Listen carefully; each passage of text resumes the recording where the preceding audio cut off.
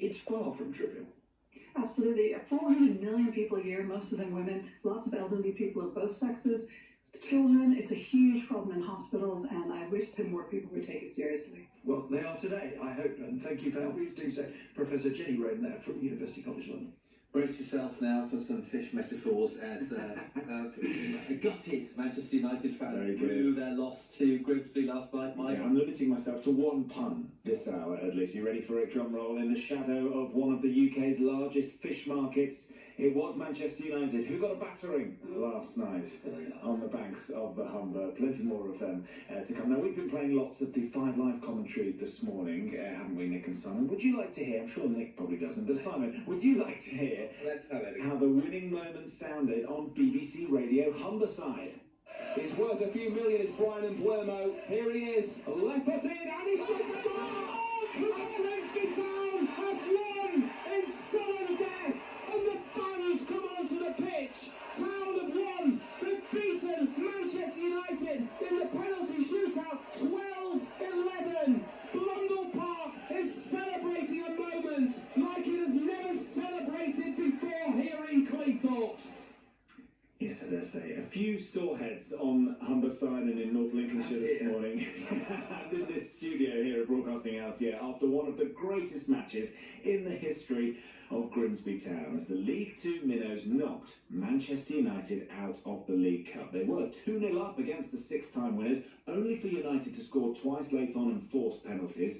So to the shootout, every player on the pitch took a spot kick, one miss each, meaning they went to a second round of penalties, and as you heard, it was Brian Mmmmmm, the unfortunate player, to miss for United. Cue a pitch invasion from home fans, an evening that surely all of those who were there will never forget. Absolutely incredible, like, two goals up, and then to concede, but then to fight back in to win the penalty shootout the way we did. First day of my life, and I got married this year, best day of my life. Crazy in the end, especially the penalties. Who scores 14 against Man United in one game? It's amazing. Unbelievable night, a totally unbelievable night. I'm excited to say we will speak to the victorious manager of Grimsby Town in the next hour of the programme. So a miserable night for Manchester United, absolutely humiliating one for Rangers. They were beaten 6-0 by Club Brugge in the second leg of their Champions League playoff last night in Belgium, meaning Russell Martin's side lost 9-1 on aggregate. Completely agree that the manner of defeat is not acceptable and really hurtful, but I have no other choice but to keep working and to keep focusing on what's going to help us moving forward. The weight of it all at the moment is heavy on the group, and we have to try and take that off them and free them up for Sunday. Next to tennis, and Jack Draper has withdrawn from the US Open. The British #1 is suffering with an arm injury, and earlier I asked tennis correspondent Russell Fuller if there are now question marks over whether Draper will play again this season.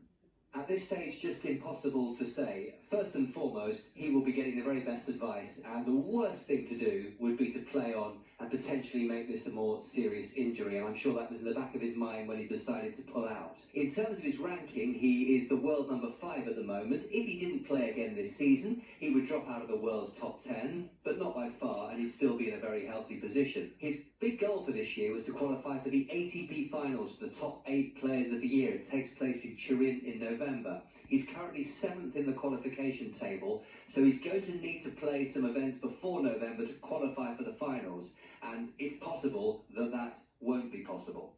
Better news for Britain's Emma Raducanu, Cameron Norrie and Jacob Fernley, who are all through to the third round of Flushing Meadows. And amongst all the football and tennis news this morning, it is important, just briefly, to mark a bit of British athletics history made last night. Morgan Lake, first attempt, 2 metres, and she gets it! Oh my word!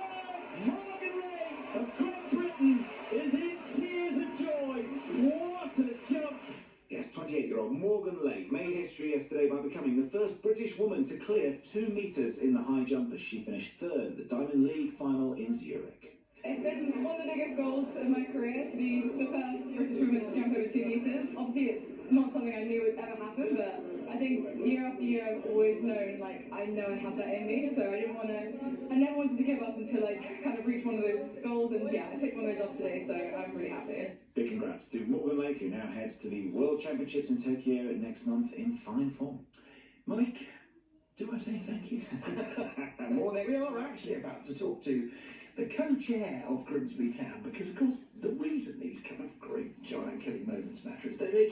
huge impact on the people who live in those communities and not just causing enormous headaches to people like me. Anyway, changing the subject, let's hear from John Wilson about what's coming up this morning on Radio 4. This Cultural Life on Radio 4, talking to the world's leading artists and creative people. I find myself saying funny things, and I think comedians lack a sense of censorship, and they say things they shouldn't really at the right time. Eric Idle kicks off our new series with his comedy inspirations, the creative freedoms of Monty Python, and how the controversy around the life of Brian helped make it a hit in America. They were picketing the studios, saying we're the agents of the devil, and it was on the news. And once you're on the news, so that's fantastic. I mean, we didn't even have to go and do promotion. Join me, John Wilson, for This Cultural Life, starting this morning at 11 on Radio 4 and BBC Sounds. Quick look at the weather. Early sunshine in the east will be replaced by mostly cloudy skies as cloud and heavy and locally thundery showers move in from the west. A few sunny spells between the showers later on. You're listening to Today on BBC Radio 4 with Simon Jack and Nick Robinson at 28 minutes to 8. James Steele's got a summary of the news. The Court of Appeal is to consider whether to reverse a ban on asylum seekers staying at a hotel in Essex. The owners of the business and the Home Office are both trying to overturn the injunction, which was requested by Epping Forest District Council following protests outside the hotel. President Zelensky of Ukraine says at least 8 people, including 1 child, have been killed in a large Russian bombardment of the capital, Kiev. A 5-story building has collapsed as a result of a direct hit. China says Kim Jong-un of North Korea will attend a military parade next week to mark the 80th anniversary of the end of the Second World War. He'll join Russia's Vladimir Putin and 24 other leaders at the event. Vigils and prayer services have been held in Minneapolis in memory of 2 children who were killed during a shooting at a Catholic mass. The attacker has been named as 23-year-old Robin Westman, who was born male but identified as a female. Sir Keir Starmer is replacing his principal private secretary in Downing Street. The BBC understands that the Prime Minister has become concerned that Nin Pandit is ineffective in the role, but allies of Sir Keir say she retains his trust and confidence. The head of the US Public Health Agency, the Centers for Disease Control and Prevention, has been sacked a month after she was appointed. Lawyers for Susan Manaras have accused the Health Secretary, Robert F. Kennedy Jr., of weaponising public health for political gain. One of the major suppliers of computer chips for artificial intelligence, NVIDIA, has seen its revenues surge. It made the equivalent of £34.6 billion in the second quarter of the year. That's a 56% increase on the same period in 2024. Jane, thank you very much indeed. It is 26 minutes to 8. What was Tony Blair doing in the White House yesterday? He's not saying, neither is his office, but we do know that Sir Tony was attending a meeting chaired by Donald Trump to discuss what Gaza might look like on the day after the war finally comes to an end. He was there alongside Jared Kushner, the president's son-in-law. The two spent much of the first Trump term working together on plans to secure a wider Middle East peace settlement. We're joined now by the former Israeli Prime Minister, Ehud Olmert, but first our international editor, Jeremy Byrne. Jeremy, what do we know about this meeting and what its agenda was? Well, we know we know they were talking about Gaza. We know that it had happened. That's about it, really. And I've reached senior diplomatic sources who actually also been Western diplomats, also bemused about what Blair might be doing there.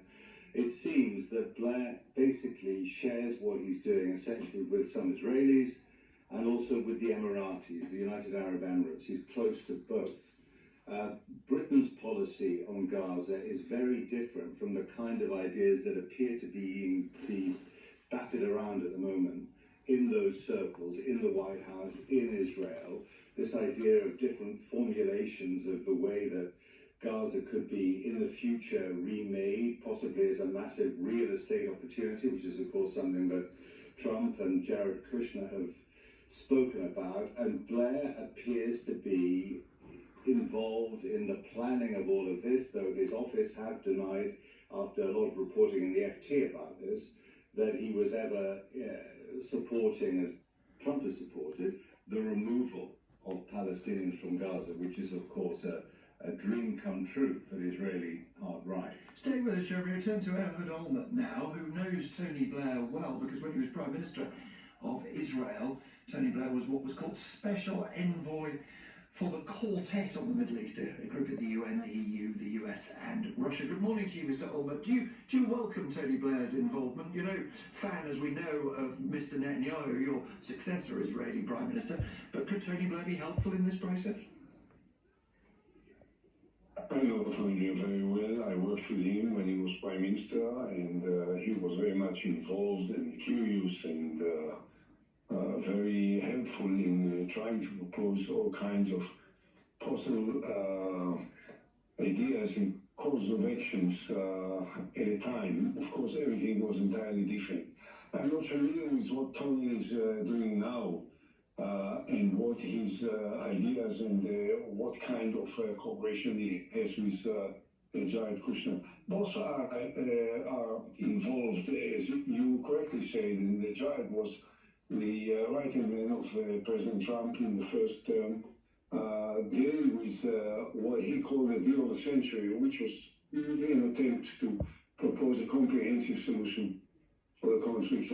So I don't know what they propose. I'm not familiar with details. I wouldn't like to say anything other than to say on both Tony and Jared that they are it could be very useful, very helpful, very knowledgeable, perhaps more than most of the other advisors that are now working with President Trump because of the lack of experience of the others. Perhaps you could just address the idea of a comprehensive solution, Mr. Olmert, because for those who don't know, this is the idea that instead of saying it's about how Israel reaches peace with one or other groupings of Palestinians, the argument is, isn't it, that Israel needs a settlement with the big Arab nations, the rich Arab nations in particular, Saudi Arabia, the Emiratis, as we were hearing from Jeremy Bowen, and that would produce a solution in Gaza that might look impossible at the moment.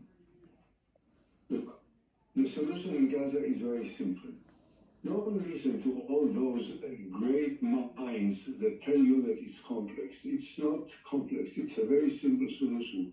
Only the two sides need to want to do it. The war needs to end now. Hostages must be returned.